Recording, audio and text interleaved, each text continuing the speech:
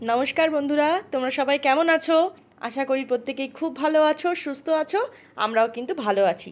এই দেখো, এখন আমি তৈরি করছি ব্রেকফাস্ট। আমার হাজব্যান্ডের খুব পছন্দের এই খাবারটা। যদিও খাবারটা খুবই সাধারণ, কিন্তু কিছু কিছু খাবার এমন থাকে না, সাধারণ হলেও কিছু কিছু মানুষ এই সামান্য খাবারটা পেয়েও কিন্তু সোনামুখ করে খুব সুন্দর তৃপ্তি করে খেয়ে নেয়। তো আজকে তেমনই একটা ছোটো রেসিপি তোমাদের সঙ্গে শেয়ার করি। তো আমি এখন তৈরি করছি সাদা আলুর তরকারি। যদিও আমি হলুদ অ্যাড করব, বাট অনেকেই কিন্তু এটাকে সাদা আলু তরকারি বলে বা আলু চচ্চড়ি বলে। খুবই সহজ একটা ব্যাপার, সবাই কম বেশি জানে। তো আজকে আমি সেটাই তৈরি করছিলাম।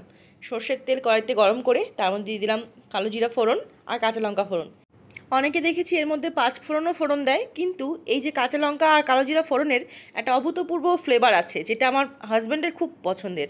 তো আজকেও বেরোচ্ছিল একটু কাজে, তার জন্যে আমি ওকে সকাল সকাল তৈরি করে দিচ্ছি খাবারটা।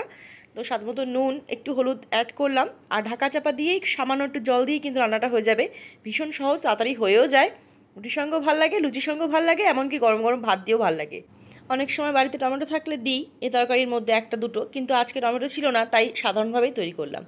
তো যাই হোক, আজকে আমি সকালবেলা তো রুটি খাবো না, আমি আর মা একটুখানি ভাত খাবো, যেমন রোজ খাই তেমনই।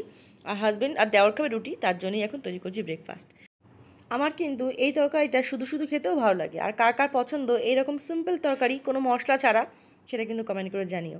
আর যদি কারো ভালো লাগে সে অবশ্যই ট্রাই করতে পারো বাড়িতে। আর সারাক্ষণ তো সকালবেলা মশলাদার পেঁয়াজ রসুন দিয়ে এক গাদা খাবার দাবার খাওয়া ঠিক না। কখনো কখনো এই সিম্পল খাবার দাবারও খেতে হয়। আর কখনো কখনো নয়, আমাদের বাড়িতে কিন্তু প্রায় দিন সকালবেলা একদমই সিম্পল মশলা ছাড়া খাবার দাবারই তৈরি করা হয়। সিদ্ধ ভাত, আলু সিদ্ধ, ডিম হালকা করে তেল দিয়ে ভাজা, এই রকম। তো আজকে এই তরকারি আর রুটি আর ভাত করা হয়েছে। তো এই দেখো তরকারি বাড়ছি এখন, হাজব্যান্ডের জন্য তাড়া রয়েছে একটুখানি, তাও তাড়াহুড়ো করছিল। এক সময় বললো যে থাক আজকে আর খাওয়া দরকার নেই, বাইরে কিছু খেয়ে নেবো।